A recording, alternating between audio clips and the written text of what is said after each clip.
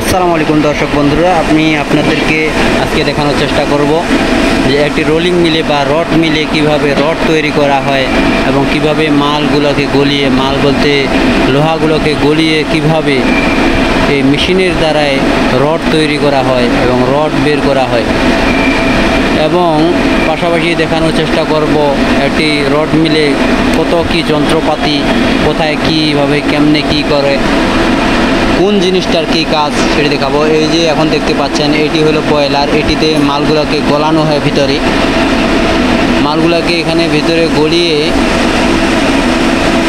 এক পাশ দিয়ে বের করে মালগুলো চেনের সাহায্যে একেবারে নিচে চলে যায়। প্রথমে যে ভিডিওটি দেখাইলাম আপনাদেরকে, এই যে এটি হচ্ছে পুরাটাই একটি বয়লার। এটির ভিতরে মালগুলোকে গলায় বা বিলেট বলে, বিলেট মালগুলোকে। এই যে এদিক দিয়ে মালটা নিচে চলে যায়, ওই যে দেখতে পাচ্ছেন দুইটি। তারপরে আবার দেখাই, এখানে উপরে দেখাই, বয়লারের উপরে আমি আসলাম একটু। এখানে দেখতে পাচ্ছেন অনেক মোটা মোটা পাইপ, এবারে এগুলো দেখতে পাচ্ছেন। এই যে মালটা গলিয়ে এই চেনগুলোর মাধ্যমে নিচে চলে যায়, এই সিঁড়ির নিচ দিয়ে যায়। এই যে বয়লারের মাথা এই পাশ দিয়ে বেরোইছে। এরপরে আমি আপনাদেরকে উপরে দেখানোর চেষ্টা করব, আর একটু উপরে, বয়লারের উপরে যাই, ভালোভাবে আপনাদেরকে বিষয়টি দেখানোর চেষ্টা করব। আপনারা অনেকের মাঝে প্রশ্ন জাগে কেমনে কিভাবে তৈরি করে এগুলা। আমি বয়লার উপরে উঠছি, আর একটু উপরে উঠি, আর একটু উপরে উঠে আপনাদেরকে ফুললি ওয়েদারটা দেখানোর চেষ্টা করি আর কি। এই যে দেখতে পাচ্ছেন, এটি হচ্ছে ফ্যাক্টরির উপরে, মানে বয়লারের উপরে যে পাইপগুলো থাকে আর কি। অনেক মোটা মোটা পাইপ দেখা যাচ্ছে। এই যে নিচে আমি অনেক উপরে উঠছি, কিন্তু এই যে উপরে গ্যাং একটা আছে, যে বাইরে অনেক কুয়াশা, তাই দেখা যাচ্ছে না।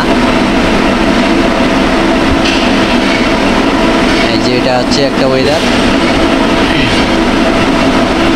এই যে নিচতলা, এই যে লেবারগুলা কাজ করতেছে, শ্রমিক লেবারগুলা, তারা অবশ্যই নিয়ম মেনটেন করেই চলে, সেফটি করে তারা কাজ করে। এই যে দেখতে পাচ্ছেন অনেক মোটা মোটা পাইপ। আসলে এগুলা যে কারেন্টের ভোল্ট দিচ্ছে, আসলে 440 ভোল্ট, সর্বনিম্ন 440 ভোল্ট।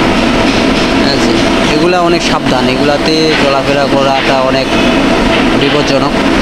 তারপরেও আমি আপনাদেরকে একটু দেখানোর চেষ্টা করতেছি। আচ্ছা, আপনাদেরকে সব কিছু দেখাবো আজকে। যেটা হচ্ছে বাইরের ওয়েদার, এই যে এটা হচ্ছে বাইরের ওয়েদার একটা। এই যে এখানে গেট, আসলে মিলটা অনেক বড়।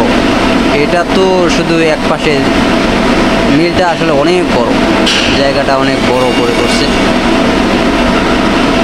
এই যে একটি মিলের ভিতরে বহু রকমের মাল বের করা হয়, যেমন রড, তারপরে এঙ্গেল, স্কোয়ার।